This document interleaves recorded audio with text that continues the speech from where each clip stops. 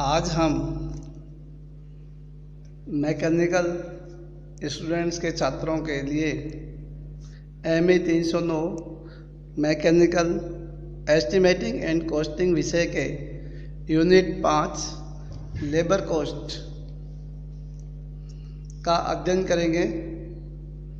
सभी GPC डूंगरपुर के छात्रों का YouTube चैनल के माध्यम से यूनिट 5 लेबर कॉस्ट विषय ME 309 के लेक्चर में सभी छात्रों का स्वागत है। चले आइए हम लेबर कॉस्ट के बारे में चर्चा करते हैं। सबसे पहले हमें यह समझना है कि लेबर कॉस्ट क्या होती है। आधुनिक युग में विज्ञान की प्रगति के साथ साथ श्रमिकों के स्थान पर मशीनों का प्रयोग होने लग गया, परंतु मजदूरी के बिना सामग्री व मशीन का प्रयोग नहीं किया जा सकता। श्रम लागतों का इसलिए भी विशेष महत्व है कि उत्पादन लागत का एक प्रमुख तत्व है और कई उद्योगों में श्रमिकों को देय पारिश्रमिक कुल लागत का एक बड़ा भाग होता है। इसके ऑब्जेक्टिव्स इस तरीके से हैं: आयकर, EPF, अंशदान, विभिन्न उत्पादों में लगे मजदूरों के खर्चे आदि को ज्ञात करके आंकड़े उपलब्ध किए जाते हैं। चलो हम देखते हैं वेज सिस्टम क्या है। वेजेज को हम इस तरह से डिफाइन करते हैं: उत्पादन में श्रमिकों द्वारा लगाए गए श्रम के लिए मालिकों द्वारा किया गया भुगतान मजदूरी कहलाता है।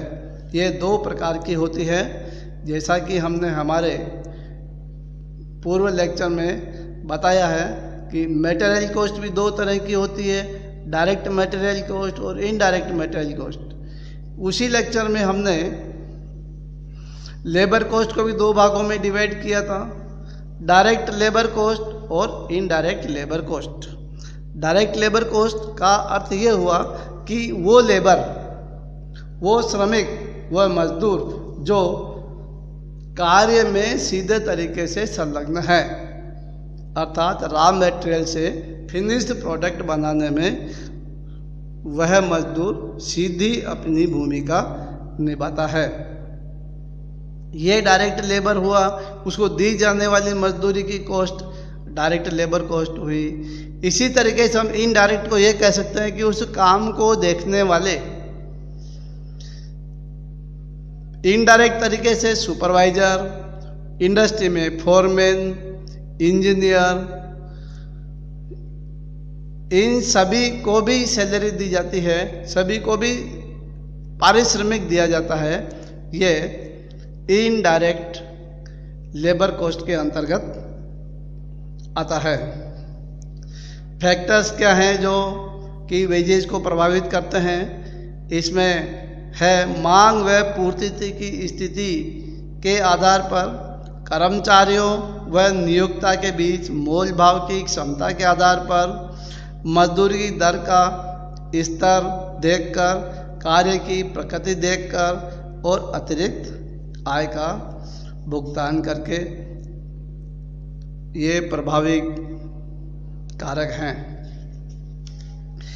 मेथड्स ऑफ वेज पेमेंट, अर्थात श्रमिकों को उनके द्वारा किए गए कार्य का भुगतान वेतन, मजदूरी, बोनस, पारितोषिक किया जाता है। श्रमिकों को मजदूरी भुगतान करने की अनेक विधियां प्रचलित है। उनमें से एक विधि का चयन किया जाता है जिससे कि वे कार्य के लिए प्रेरित हो सके और निरंतर कार्य क्षमता में वृद्धि कर सके। श्रमिकों की कार्य कुशलता में वृद्धि होने पर अधिक दरों से मजदूरी देने पर भी प्रति इकाई श्रम लागत कम हो जाती है। तो हम देखते हैं सामान्य मजदूरी विधियां नॉर्मल वेजेज मेथड्स में दो तरह से हमने विभक्त किया है। एक तो टाइम रेट सिस्टम है और दूसरा है piece rate system. Time rate system को हमने 3 भागों में विभाजित किया है: direct rate system, high level rate system और वेरिएबल रेट सिस्टम। इसी तरीके से पीस रेट सिस्टम को भी हमने 3 भागों में विभाजित किया है: direct rate system, differential rate system और मिनिमम रेट सिस्टम। पहला आता है हमारा टाइम रेट सिस्टम। ये बहुत सरल व प्रचलित विधि है। इनमें श्रम का भुगतान प्रति घंटा, प्रतिदिन, प्रति सप्ताह या प्रति माह के आधार पर किया जाता है एवं मजदूरी निर्धारित करते समय श्रमिक द्वारा किए गए कार्य का ध्यान नहीं रखा जाता। ये विधि ऐसी संस्थानों के लिए उपयुक्त है जहां पर उत्पादन की मात्रा का विशेष ध्यान नहीं रखना पड़े। इसके एडवांटेज भी हैं। ये विधि सरल है, इसमें कार्य सावधानी से किया जाता है, वो अच्छी किस्म का होता है, कर्मचारियों में भेदभाव नहीं रहता क्योंकि कुशल व अकुशल श्रमिक समान दरों में भुगतान प्राप्त करते हैं। श्रम निकासी कम होती है। इसके कुछ हानियां भी हैं। श्रमिकों को उत्पादन बढ़ाने की कोई प्रेरणा नहीं होती। कार्य धीमी गति से करके अधिक समय कार्य करने की प्रवृत्ति से दोहरी हानि होती है। प्रति इकाई ज्ञात करना कठिन कार्य होता है। टाइम रेट सिस्टम को हमने 3 भागों में विभक्त किया था: डायरेक्ट और नॉर्मल टाइम रेट सिस्टम। इसको भुगतान किया जाता है पारिश्रमिक बराबर समय इंटू समय की दर। High level time rate system, यह विधि उपरोक्त विधि के समान ही है। इसमें समय दर सामान्य प्रचलित से थोड़ी अधिक होती है। वेरिएबल टाइम रेट मेथड, यह विधि दोनों विधियों से सुधरा हुआ रूप है। इसमें मूल्य स्तर में परिवर्तन के आधार पर वेतन परिवर्तित होता रहता है। फिर आता है हमारे पीस रेट मेथड। इस विधि में प्रति इकाई पारिश्रमिक तय कर दिया जाता है और कार्य पर लगाए गए समय को ध्यान में नहीं रखा जाता। यह विधि उन संस्थाओं के लिए उपयुक्त है जहां सदैव एक समान वस्तु का उत्पादन होता है। इसके कुछ बेनिफिट्स भी हैं, तो इसके बेनिफिट्स के बारे में हम बात करते हैं। यह विधि सरल है। कुशल कर्मचारियों को योग्यता अनुसार भुगतान प्राप्त होने में उनमें संतोष रहता है। यह कार्य शीघ्र होने से ऊपरी व्यय लागत में कमी होती है। प्रति इकाई श्रम लागत तुरंत ज्ञात हो जाती है। निरीक्षण का कार्य कम होने से लागत कम आती है। Type of piece rate method. Direct piece rate method, direct piece rate method यानी स्टेट पीस रेट मेथड। दूसरा है piece rate wages with guaranteed daily rate और तीसरा है differential piece rate system. Direct piece rate system, इसका है पारिश्रमिक बराबर उत्पादन इंटू दर प्रति इकाई में। गारंटी की हुई दैनिक दर के साथ कार्य दर मजदूरी यानी कि piece rate wage with guarantee daily rate. इस विधि के अंतर्गत श्रमिक की मजदूरी दैनिक दर तथा कार्य पर दोनों तरह से ज्ञात कर ली जाती है तथा दोनों में से जो भी अधिक होती है वह मजदूरी श्रमिक को भुगतान कर दी जाती है। डिफरेंशियल पीस रेट मेथड, ये दरें श्रमिक को प्रोत्साहन देने तथा उनकी कुशलता बढ़ाने की दृष्टि से अपनाई जाती है। इस योजना के अंतर्गत कारखाने की ओर से प्रत्येक श्रमिक के लिए आदर्श उत्पादन स्तर निर्धारित कर दिया जाता है। इसके बाद आता है हमारा method of differential piece rate. इसमें प्रमुख विधि है हमारी Taylor differential piece rate method. इस विधि के जन्मदाता टेलर थे। टेलर के अनुसार कार्य अनुसार मजदूरी की 2 दरें प्रचलित होनी चाहिए। एक दर उन श्रमिकों के लिए जिनका उत्पादन स्टैंडर्ड से नीचे हो तथा दूसरी दर उन श्रमिकों के लिए जिनका उत्पादन स्टैंडर्ड से ऊंचा हो। जब टेलर विधि प्रथम बार लागू की गई तो प्रथम दर दूसरी दर का 30% होती थी। इस विधि के अंतर्गत मजदूरी की गणना कार्य अनुसार की जाती है। सर्वप्रथम किसी श्रमिक के वास्तविक उत्पादन की स्टैंडर्ड उत्पादन से तुलना करके यह ज्ञात कर लिया जाता है कि वह कुशल है अथवा अकुशल। उसकी मजदूरी की गणना की जाती है। इस विधि के अंतर्गत अकुशल मजदूर को 80% भुगतान किया जाता है, जबकि कुशल मजदूर को 120% भुगतान किया जाता है। इसके बाद आता है merit differential piece rate method. Taylor विधि के अंतर्गत मजदूरी की केवल 2 ही दरें प्रचलित थी, किंतु मेरिट विधि के अंतर्गत कम से कम 3 दरों का उपयोग किया जाता है। हमने एक सारणी बनाई है जिसमें एक टेबल बनाई है।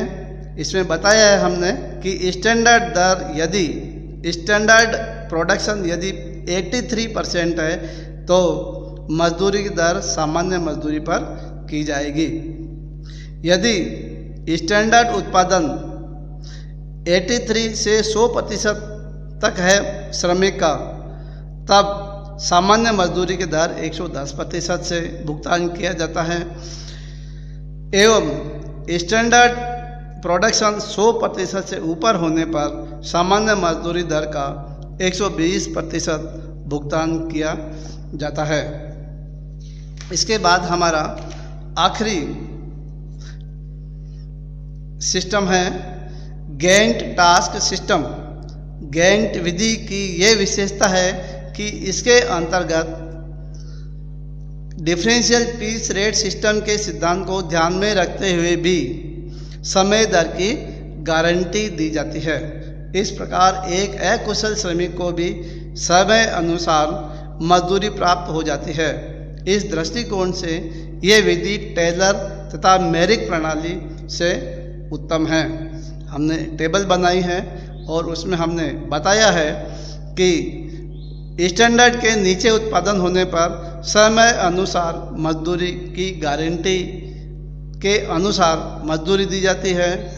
स्टैंडर्ड के बराबर उत्पादन होने पर समय अनुसार मजदूरी की दर तथा 20% बोनस के रूप में मजदूरी की दर निर्धारित की जाती है। एवं स्टैंडर्ड से अधिक उत्पादन होने पर कुल उत्पादन पर कार्य करने के अनुसार ऊंची दर पर मजदूरी तय की जाती है। इस विधि के अंतर्गत अधिक कुशल श्रमिकों को अधिक मजदूरी प्राप्त करने के लिए प्रोत्साहित किया जाता है तथा साथ ही कम कुशल श्रमिकों की मजदूरी की रक्षा की जाती है, क्योंकि स्टैंडर्ड से कम उत्पादन होने पर उनको गारंटी की समय अनुसार मजदूरी मिलती है। टेलर विधि का वर्णन करते समय जो उदाहरण दिया गया है उसमें यह मानते हुए कि स्टैंडर्ड से अधिक उत्पादन होने पर प्रति इकाई दर के मजदूरी 50% की वृद्धि दी जाती है। Thank you. हमारे लेबर कॉस्ट में जो हमने मेथड देखे, time rate method, piece rate system, तीसरा है method of differential piece rate system, merit differential piece rate method और गैंट टास्क मेथड, ये इंडस्ट्रीज में किसी एक तरह के सिस्टम को अपनाते हुए मजदूरों को नियोक्ता द्वारा भुगतान किया जाता है। Thank you.